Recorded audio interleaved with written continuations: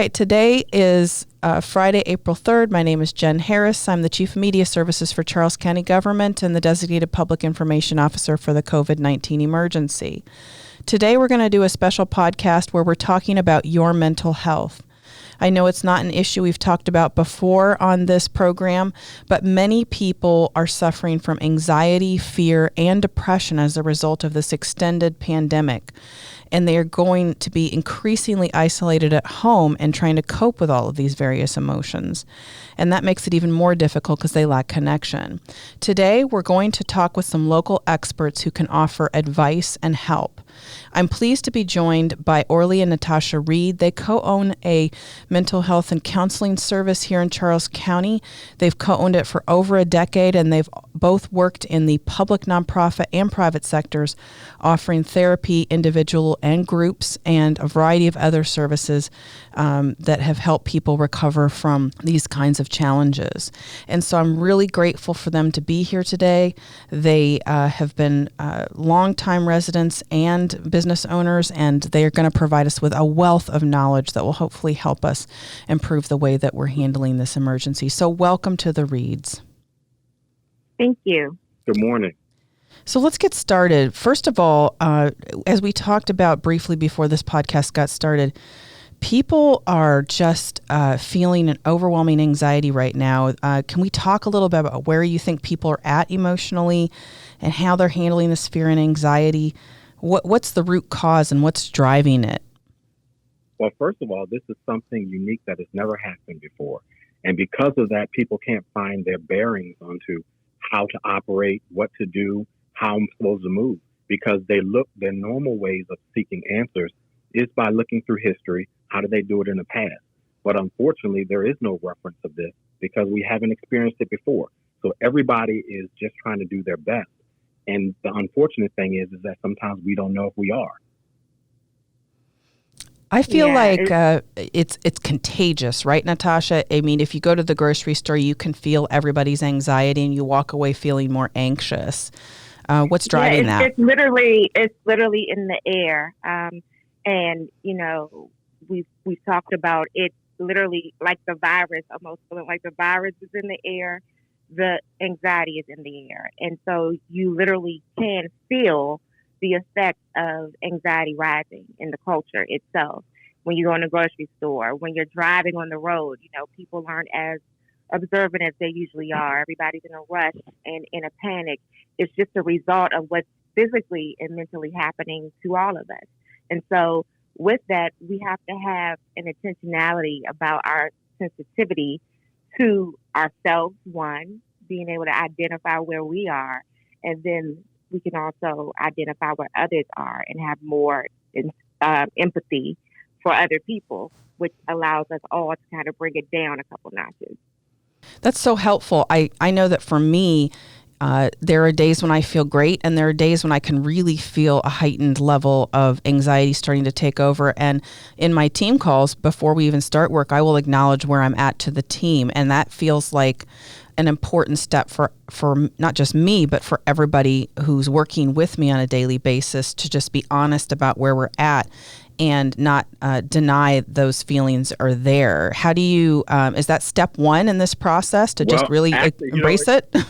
It's so interesting, and it's like we already had a conversation that literally is step one in a three-step process. Number one, acknowledge and accept your current condition. If you cannot acknowledge where you are, you can't do anything to deal with where you are. And a lot of times we try to avoid that feeling and emotion because we're afraid of what it's going to do to us. But when you first acknowledge where you are, you now put yourself in a position where you move from feeling powerlessness into being able to establish perspective and purpose. That's great. I appreciate that step because I feel like sometimes in our culture that is not always the case to welcome people's negative emotions or what we would associate with a negative emotion. It's like I said in a previous discussion I had this morning, an invisible wheelchair that we don't want to acknowledge, and then it never gets addressed. Yeah, it's important to normalize. And I think this is a unique situation in which we have the privilege to normalize that everyone is experiencing the same thing to some degree. in this situation, and that helps. There's comfort in community. It's not just the county, it's not just the state, it's not just our nation. It's literally the world that's going through the very same things we're going through right now. So sometimes there's solidarity and understanding that you are not alone in this, even though you may feel isolated, you may feel like you're the only one going through this. You're not. You literally are going through this with the world. So what does it feel like physically and mentally and emotionally in your body if it's something you've never struggled with before? I was reading statistics earlier today as I prepared for this conversation that nearly a third of Americans at some point will be diagnosed with an anxiety or depressive disorder in their lifetimes. But for a lot of people, they've never encountered this kind of thing before. It's more of a day-to-day anxiety that is taking over and is something unique to 2/3 of our population. So what does it feel like? And then how can you recognize what's happening and develop some coping strategies to address it? Well, literally, one of the words you used earlier was heightened. There's just this sense of heightened when you're talking about anxiety. So your heart palpitation, you may experience heart palpitations because your blood pressure is now increasing. Your breathing is increasing. Your thoughts are beginning to increase. So you may have racing thoughts. You may be having difficulty keeping a thought. You're losing focus and you're losing clarity. Your sleep is being disrupted. You may have body aches, joint aches, indigestion, because your digestive system is being affected by everything being heightened. Then you have feelings of like you're in a pit that you can't get out of, feeling enclosed, feeling like the walls are closing in, sometimes even getting to the point where the room can start spinning on you, feeling emotionally frustrated, not knowing where it's coming from, and that sense of just irritability. And then sometimes it can get to be a point where you actually are, my wife talked about the heart palpitation, but it feels like you're having a heart attack, and you'll start getting those symptoms as a heart attack, which actually is, and coincidentally, is a panic attack.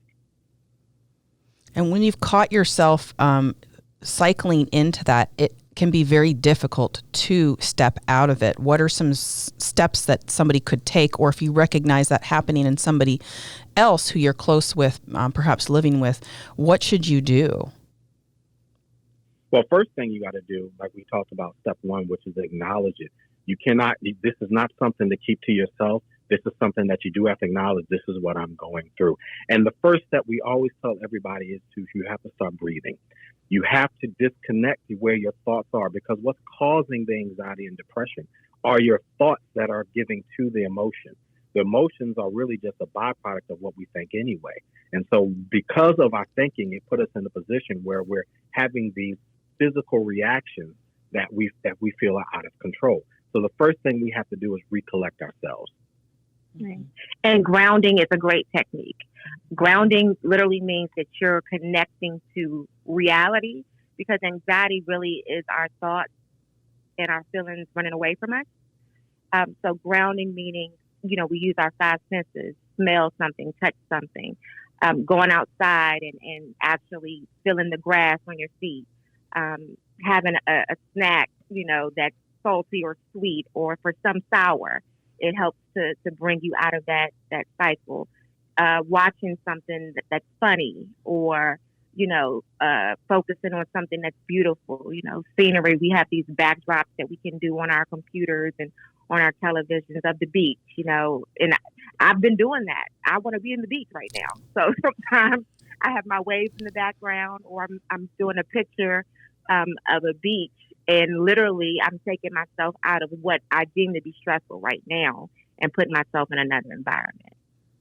And I think for somebody who's never experienced it before, their immediate reaction might be to tell that person to calm down. But in the moment, if you're going through an anxiety or panic attack, which I have experienced, it is impossible to just calm down. Your thoughts have already gotten well away from you at that point. So these grounding techniques are important. Yeah, and the person that is noticing it in somebody else has to be the calming force in that situation. Because unfortunately, we have this where we think we're helping by acknowledging what's going on. But in essence, what we're doing, we're actually creating even more anxiety, because the person feels we're saying something's wrong with them. And if that happens, you're now going to get overwhelming increase in that anxiety. So if you recognize it in somebody else, your job is to be that calming force. You start talking to them about some grounding themselves, some things they can do, taking through some breathing techniques. There's many different varieties of breathing techniques that can be taught. The whole idea is to disconnect your current thoughts from your emotional state. Mm-hmm. And once you're able to do that, then you give yourself the ability to be able to refocus yourself, which in turn will redirect your emotions. Yeah, it's not about understanding it in that moment. And I think that's what a lot of people make the mistake of. You're trying to understand what's happening, and it's more about redirecting that energy so that it can dissipate as quickly as possible. We have a saying where we say emotions are not logical. And what that means is that we can always look at the situation and look at how somebody's reacting and saying they shouldn't be reacting like that because of this situation shouldn't cause them to feel like that way. However, emotions are not logical. Just because we feel that or we think that somebody shouldn't be experiencing something, we can't tell that person that that's not their experience.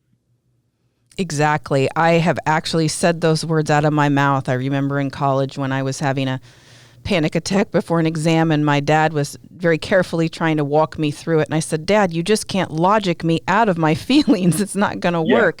And it's exactly correct. I found that to be more and more true as I grow older. There's no way to analytically walk somebody through that process. Now, I have noticed that you both have worked extensively with people of all ages, and I was really curious about your work with youth, and I know this is a really challenging time for kids. What are some of the pieces of advice you can give to parents to help their kids cope with what seems probably like a pretty overwhelming situation from their perspective, and a unique one since they're all of a sudden transitioning to this homeschooling environment and they're not seeing their friends and they're not socializing, or they're out of their normal routines? Yeah. The first thing I would say for parents is to be self-aware, because you are your children's mirror. So if you're heightened and anxious and doing things that cause them to be heightened, they're going to be heightened. So that's the biggest advice I think I would give first, is that the parents have to be self-aware and make sure that they themselves are managing. And then number two, you have to have structure. That's number two. They have to have a schedule that you're put in place where they're able to do a variety of things throughout the day. We know we have schoolwork that they have to get done. Then we also have activities, but also social time and family time. All those things to be on a schedule, because you're giving them a sense of normalcy by placing a schedule in place for them. And if the kids have fears that, you can't answer the question to, even as our governor said yesterday in a message that, we don't know how long this is going to last and we don't know how bad it's going to get. How do you acknowledge those things without causing more trauma for your kids, especially those who may be hypersensitive or especially worrying about it? Yeah. Well, our oldest son is a senior this year, and we understand that is very impactful for our seniors who are supposed to be graduating, because they have all the senior activities coming up, all the different things going on. And so one of our messages to him has been, listen, it's not going to happen right now, but it will happen. We're going to make sure if anything happens, if this doesn't end for a little bit, at the end of this, we're going to celebrate you. You're going to have everything that you deserve. And then we start talking to him about looking at the perspective that it's going to what he earns, what he can establish, what would be better on this side. One thing that we talk about is understand the difference between looking at let's say you have a water bottle. Mm-hmm. It's halfway full. Is that water bottle half full or half empty? If it's filled at the halfway line, is it half full or half empty? It actually is both. And it's just a matter of perspective. How you choose to see that water bottle will determine the feeling and emotion that you have. And so when we talk about normalizing and we talk about looking at a situation from another perspective, the only way you can change your feelings and emotions are if you put yourself in a position where you're not looking at what you don't have, but you're looking at what's possible. I love that. Yeah, and our message, also has been that prepare and know that things are going to be different. It doesn't mean that we won't celebrate, but the celebration may look and feel different. But it will be a celebration nonetheless. So when you're talking to your kids, it's really, we're taking it day by day. We all are. And there's solidarity in them knowing that mom and dad don't have all the answers. We're in this with you. And we're all taking it day by day. And what we do know is that we're in this together. And whatever challenges come, we're going to handle them together. And let them know that their feelings and emotions that they're having is okay and it's natural, and that you actually have them yourself. And not on the anxiety scale, but just letting them know, hey, listen, this is something that I've never experienced in my lifetime. This is something my parents have never experienced in their lifetime. So this is something that's new for all of us. Mm-hmm. Mm-hmm. Very helpful. Thank you. I'm going to shift gears to symptoms that you should seek professional help for. What are some things we should look out for within ourselves or our family members as this public health emergency goes on? When should you be concerned enough to reach out and get help, and how can you get it? If you're having extended issues with breathing, definitely you need to reach out to a medical provider. Also, extended periods of insomnia, not being able to sleep disruption.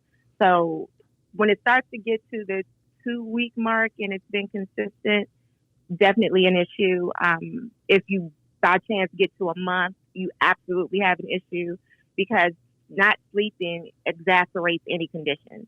So if you're anxious, if you're sad, depressed, it makes all of those conditions that much worse. And so it's very difficult to rebound when you're not recovering in your sleep cycle. And then controversially, if you're sleeping too much, if you're sleeping 13, 14, 16 hours a day and you can't seem to get out of bed, then that is something that you have to be able to say, okay, I can't handle this on my own. I need help.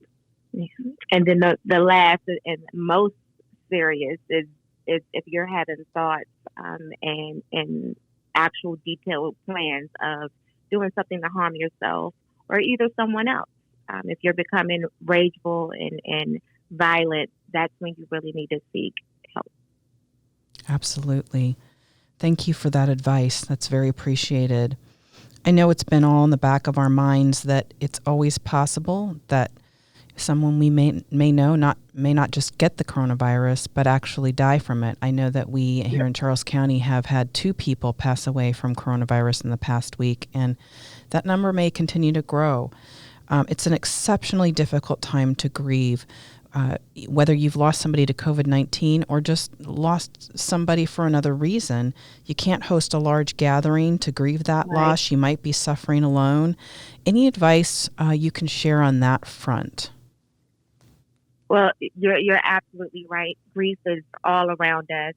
We're grieving our normal lives, so to speak, but in particular, we're grieving people, our loved ones. Matter of fact, this morning, a friend of mine, her mom, transitioned this morning as a result of the virus. So we're all dealing with it. And the number one thing I would say is don't grieve alone, which is kind of, precarious and a little tricky in this situation.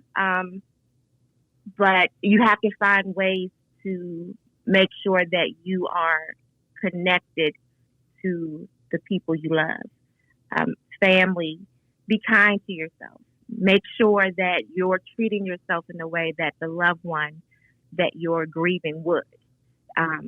Make sure that you're eating. Make sure that you're taking care of your hygiene. Make sure that you are still continuing to live. And also recognize that it is a loss. You're going to need emotional support, and that's any loss. And so you have to find ways to connect. Right now, we're telling people to isolate to some degree, social distancing, but we don't necessarily want you disconnected from people. So now we have to find virtual ways to connect. If you have people in your home, great, connect with those people in your home.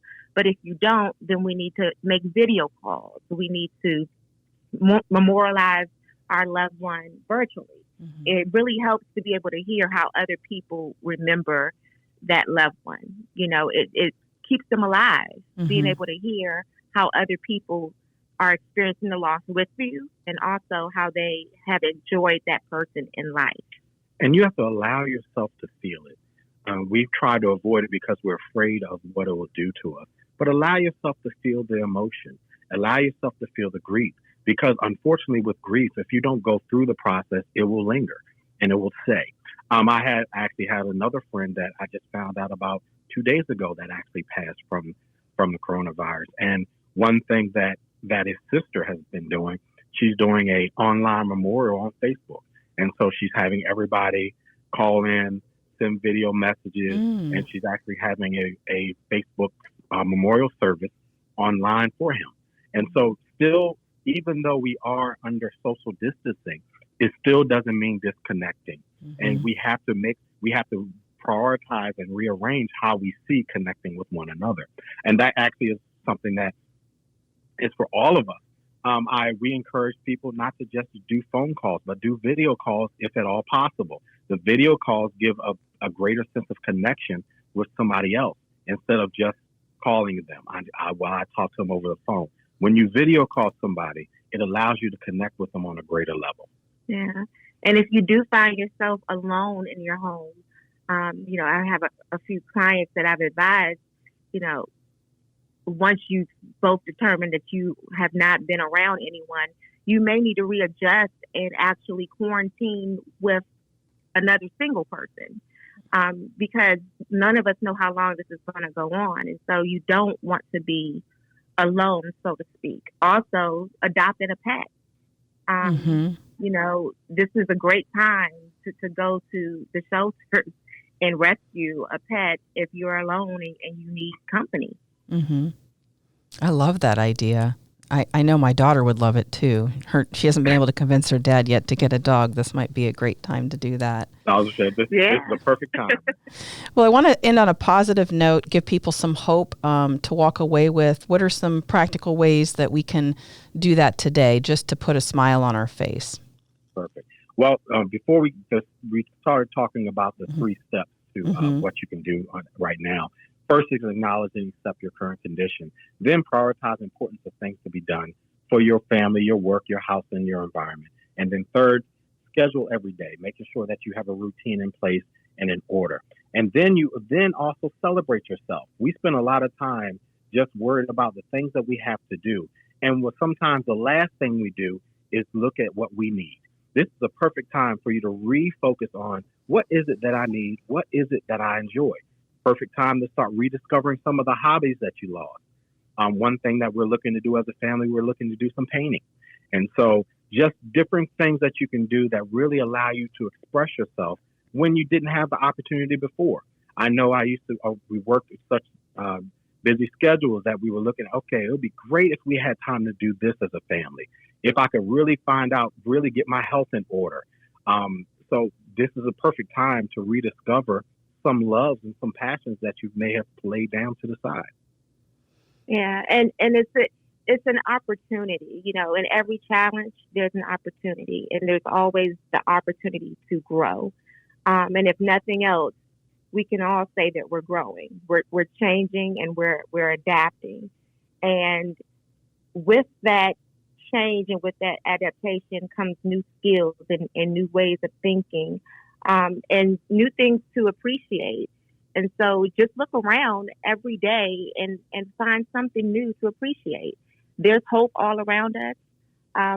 Whenever we lose someone, we still have someone to love. And so we have to make sure that our perspective stays open. And it's hard and it's easy to fall into the grief, but we have so much to hope for and so much to tap into around us. And if you can't put that focus on yourself, put it on someone else. There's someone who needs you, whether it's a neighbor, whether it's a friend, whether it's a family member.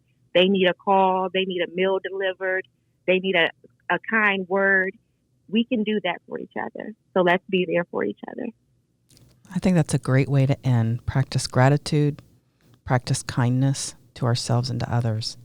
Thank you both for your time. I can't wait to meet you in person when this is all over. I know. We're going to have a good meeting in person. That will be wonderful. I just really started talking to you a couple of days ago through a virtual introduction from somebody else I know, and I am so happy that this introduction was made. It's something that I'm grateful for today, is the new people I've connected with as I've been working to communicate with Charles County residents about how to get through this together. So thank you for your time, and stay safe and stay healthy and enjoy your family time while you have it. Okay? Thank you. You too. We appreciate your time. All right. Thank you so much.